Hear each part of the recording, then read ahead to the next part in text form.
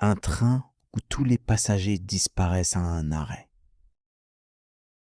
Chapitre 1. Un voyage qui semblait parfaitement ordinaire. Je montais dans le train un vendredi soir, après une longue journée de travail. Convaincu que ce trajet de 3 heures serait une excellente occasion de me reposer avant de retrouver ma famille pour le week-end. Comme j'étais arrivé à la gare avec un peu d'avance, j'avais eu le temps d'acheter un café encore fumant et un petit sandwich que je comptais manger tranquillement pendant les premiers kilomètres du voyage. Le quai était animé par des voyageurs qui regardèrent les écrans d'information, discutaient avec leurs proches ou s'assuraient une dernière fois qu'ils n'avaient rien oublié avant de monter à bord. Lorsque les portes du train s'ouvrirent, chacun entra calmement avec ses bagages, sans se presser, comme si tout le monde partageait le même désir de commencer le voyage dans une ambiance paisible. Je trouvai facilement ma place près de la fenêtre, ce qui me permit d'observer une dernière fois les lumières de la ville avant que le train ne s'éloigne progressivement de la gare. Le wagon était presque complet et chaque siège semblait occupé par une personne plongée dans ses pensées.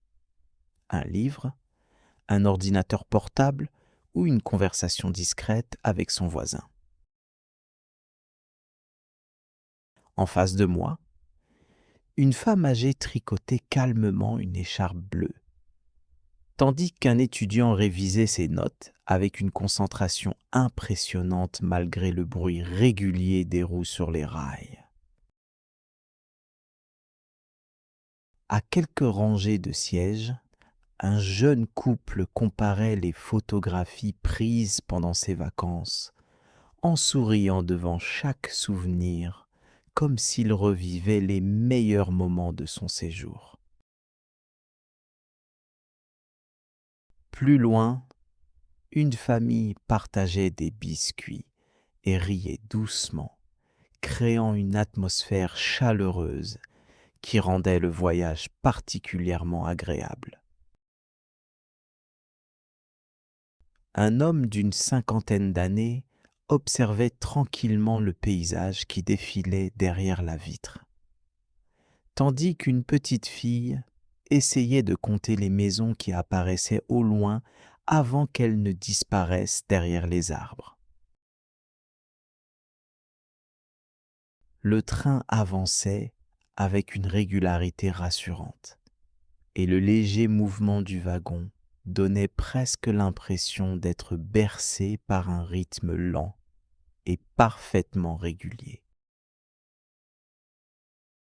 Je terminais mon café en regardant les champs, les petites forêts et les villages qui défilaient derrière la vitre, chacun apparaissant seulement quelques instants avant de laisser la place au paysage suivant.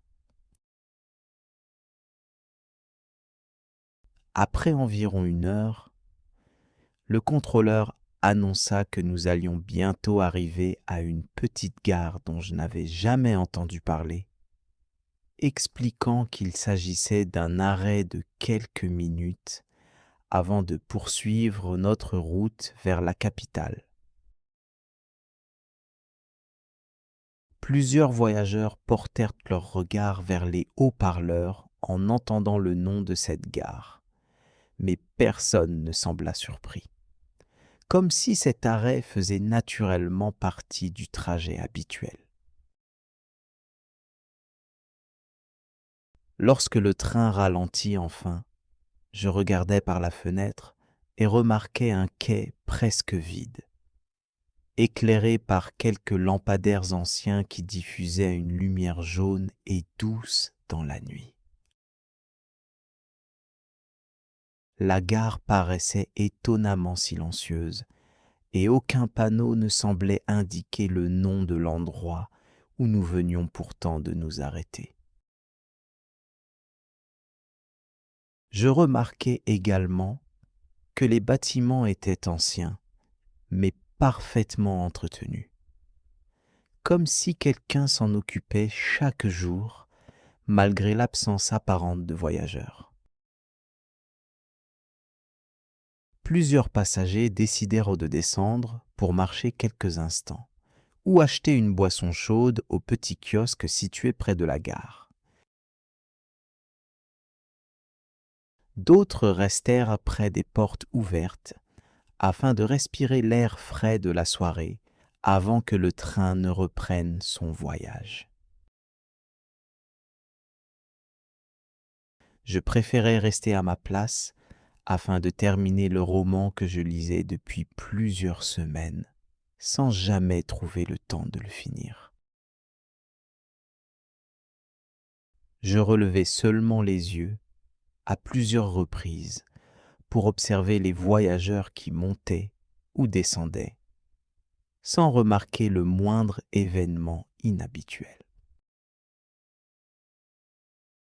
Au bout de quelques minutes, les portes se refermèrent lentement et le train reprit son voyage avec la même douceur qu'auparavant.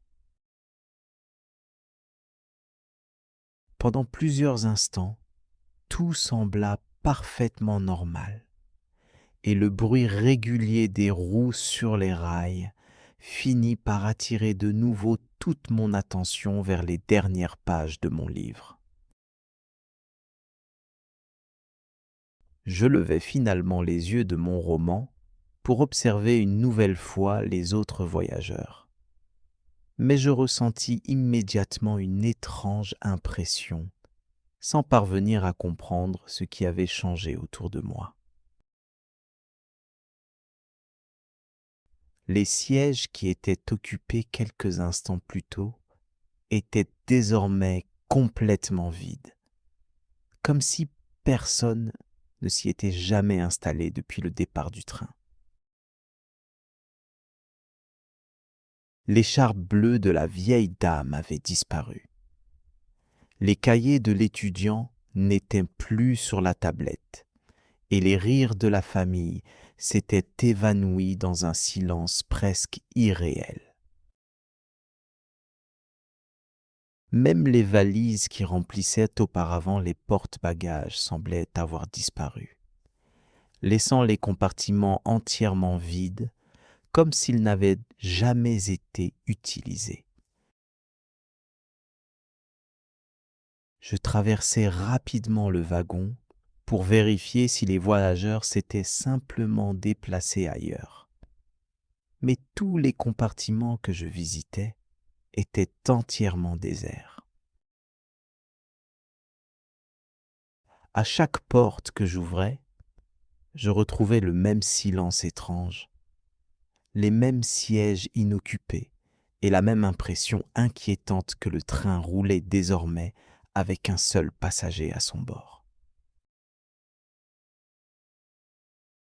Je compris alors que quelque chose d'inexplicable venait de se produire exactement pendant cet arrêt de quelques minutes, sans que je puisse expliquer comment des dizaines de personnes avaient disparu sans laisser la moindre trace derrière elles. Chapitre 2. Le secret du dernier arrêt. Je restais immobile pendant plusieurs secondes au milieu du wagon vide, incapable de comprendre comment des dizaines de voyageurs avaient pu disparaître en quelques instants, sans qu'aucun bruit, aucun cri ou aucun mouvement inhabituel ne m'ait alerté. Après avoir repris mon souffle, je décidai de marcher jusqu'à la locomotive, persuadé que le conducteur devait forcément savoir ce qui venait de se produire pendant cet étrange arrêt. Lorsque j'entrai dans la cabine, le conducteur gardait les yeux fixés sur les rails, et son visage demeurait étonnamment calme malgré l'inquiétude que je lui exprimais.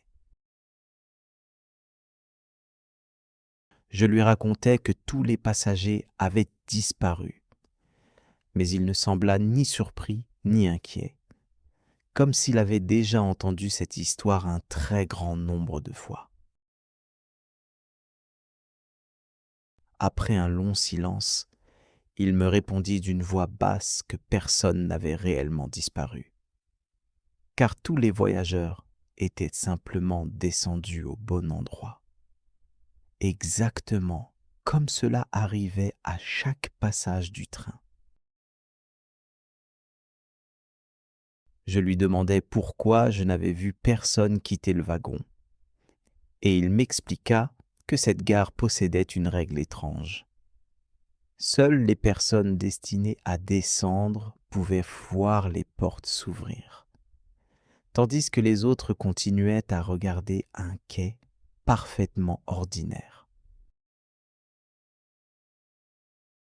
En entendant cette réponse, je ressentis un profond frisson, car je compris que tous les voyageurs avaient vécu quelque chose que je n'avais même pas été capable d'apercevoir. Le conducteur ouvrit alors un petit carnet usé par les années et me demanda de lire la dernière page sans prononcer un seul mot. Je découvris une longue liste de noms, suivie de dates très anciennes et très récentes, comme si cette liste était complétée après chaque voyage depuis plusieurs décennies. En arrivant à la dernière ligne, mon sang se glaça immédiatement, car j'y trouvais mon propre nom écrit avec la date du lendemain. Je relevai brusquement la tête pour demander une explication. Mais le conducteur referma lentement le carnet avant de murmurer qu'aucun nom n'apparaissait par hasard dans ce registre. Il ajouta que chaque personne dont le nom était inscrit revenait un jour dans ce train, même si elle jurait de ne plus jamais reprendre cette ligne, parce que personne ne pouvait échapper au dernier arrêt. Je lui répondis que je n'achèterais plus jamais un billet pour cette ligne, persuadé qu'il suffisait de ne plus monter dans ce train pour éviter ce terrible destin. Le conducteur esquissa un léger sourire avant de m'expliquer que le train retrouvait toujours ses passagers, quel que soit le pays où ils vivaient ou le moyen de transport qu'ils choisissèrent ensuite. Quelques minutes plus tard, nous arrivâmes à destination, et je quittai le wagon avec la ferme intention d'oublier cette nuit aussi rapidement que possible. Le lendemain matin, en ouvrant la porte de ma maison pour partir travailler, je trouvai une enveloppe blanche posée sur le seuil, sans timbre ni adresse, comme si quelqu'un l'avait déposée pendant la nuit. À l'intérieur se trouvait un billet de train portant mon nom, la date du jour et une seule phrase écrite en lettres noires. Cette fois, les portes s'ouvriront aussi pour vous. Depuis ce matin-là, je n'ai plus jamais regardé un train s'arrêter devant un quai inconnu sans ressentir la peur qu'un jour, les portes s'ouvrent devant moi, tandis que tous les autres voyageurs continueront leur route sans même remarquer que j'ai disparu. Merci d'être resté jusqu'à la fin. À très bientôt.